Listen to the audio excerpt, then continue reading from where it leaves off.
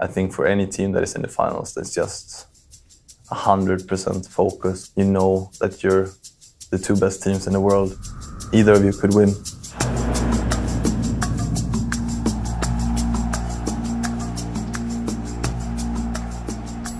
It's a very weird feeling. It feels like you need to win this with all your soul and body and mind. You know, like everything that you've achieved in Dota and that you've done in Dota has built up until this moment. Some people maybe feel pressured. Crowd was always very friendly to us. The crowd would help us a lot. Big scene is good for us, but for someone else, I don't know, it's different.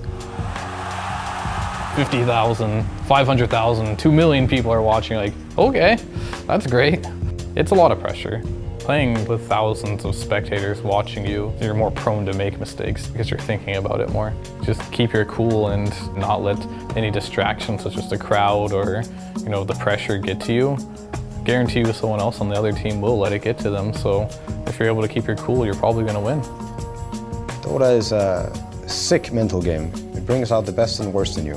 Who ended up winning the mental warfare always won the series. That's how you're going to win tournaments. That's how you win the tournament. And, if you break the other mind, it gets really easy. Some minds are really hard to beat though. Well, at TI5, I had no anxiety. Like, I was totally comfortable in my own skin, and I think that I played really well, and everything was great. But then I go to the Summit 4, you know, it's a $100,000 tournament versus this $18 million tournament. I'm sitting there in the finals, down 0-2 against VP, and I'm just like having trouble breathing. It's weird like that, and you don't know when anxiety is gonna hit you. If you're freaking out, you know, somebody else is probably freaking out too. Just a screw up in the game. You made a mistake in the game, and that's why you lost. Those things can happen, but those things should not eat you. Sadly, a lot of people end up thinking about their loss a lot because they could have done better. To lose in finals, just one step before winning, it's hit you much harder.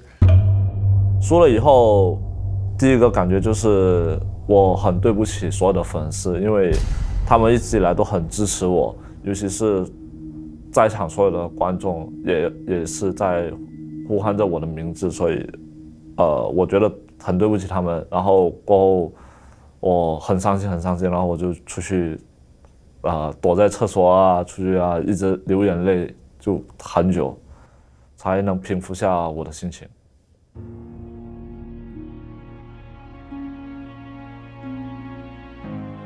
It doesn't matter if we lose or not.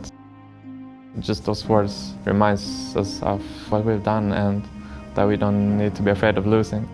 It sounds like maybe not a winning mentality, but I think it's opposite. You remove the fear of losing, so you would not be afraid to do risks, which can be very necessary in these games. I hadn't won a lot in my career up until, you know, pre-TI4, but then after we started winning, it was a different kind of scene for me. You got more fans, you got more prestige. Everything changes when you start winning. Things just worked out for us, and TI5 was our tournament to win. That was one of 2 tournaments we won throughout that entire year, and it was the big one. 觉得自己这是真的吗？就是我当时拿完冠军，第一时间就问自己这是真的吗？也没有一些很高兴的一些反应，然后觉得后面确定自己不是在做梦，然后就非常的兴奋吧。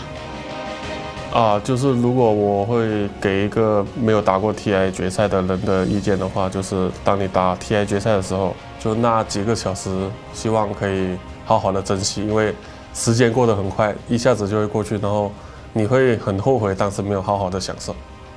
The strongest players doesn't win, it's the strongest team that wins. And it's almost always like that.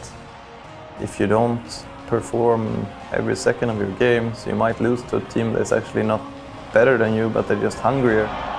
I don't think any Dota player will go into these games and crumble under pressure. This is when you get your strongest. This is when it's going to be the hardest to break you. I strongly believe that if I woke up a morning and I had to play the TI final, I would play the best Dota of my life.